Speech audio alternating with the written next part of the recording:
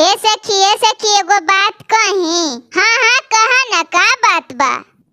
ए सखी ऐसने बात बानू कि का कही। ए सखी दाल पकाईनी, भात पकाईनी, भुंजिया अचार हो। दाल पकाईनी, भात पकाईनी, भुंजिया अचार हो। चोखा खातिर रूस गईले राजा जी हमार हो।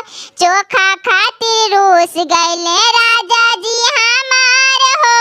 2 रुपया के चॉकलेट लाइनी, देनी फुसलाई हो। 2 रुपया के चॉकलेट लाइनी, देनी फुसलाई हो। ही हंस गईले राजा जी हमार हो।